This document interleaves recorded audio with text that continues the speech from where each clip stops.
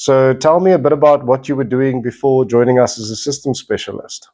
So professionally, I was a brewer for several years at Jack Black Brewing, beer company, and so I worked my way up to being a senior brewer there, one of the shift lead brewers, but before then, I also have been studying a Bachelor of Commerce business management degree, and while doing all of this, I also had a side hustle in the e-commerce space. In the e-commerce space, yeah, that's pretty cool. Well, I think one of the items that's quite important in brewing is product consistency, right? Yeah.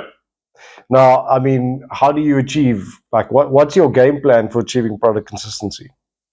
Well, you've got to have all of the same inputs, but the same inputs are a little bit more scientific. You can't just take a unit or like 1 gram of one hop, for example, and expect it to be very consistent throughout different batches from the supplier. And so you have to measure specific units inside the hop to make sure that, which are called alpha acids, and there are other types of acids and fats that you want, or oils rather, that you want to stay consistent throughout the product. And that's one of the consistency issues, is within the hop you've got different oils that you want to keep consistent. And then the same thing with the grain, with the barley and the wheat, or the malt. You've got to stay consistent on the amount of proteins and sugars and diastatic power for certain things. And so it really is about measuring more than just quantity. Yeah, 100%. So if you take a step backwards, it sounds like there's a lot of variables, hundreds. Inputs, that has to be managed to be able to achieve a consistent output. Yes. Now, I'm pretty sure for a lot of those things, it's mathematical and there's a process to it. Yeah.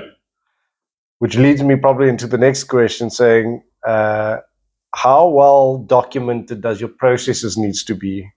If you want to be successful in a brewing one, and to achieve a consistent product. Yeah, so there's got to be documentation throughout, for numerous reasons. For handovers, so if you've got multiple brewers in a brewery, and they're all making this, the same products, then they need to know what was happening in the past, to make sure that if that product was good, so there's a historical data that you want to keep. So once the product is made, it goes through testing, through tasting, if it's good, and it's a bit of an R&D type of thing at the beginning of a brewery's life, and then it aids in that consistency towards the end of it, or towards the actual life of the brewery.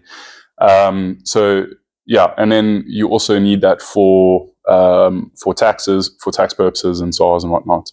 And then it's vitally important to have all of the documentation in place, and also, like you say, like an SOP, like a standard operating procedure, in place for consistency, because you've got different brewers in your plant, and even if you're the same brewer, it's a different day.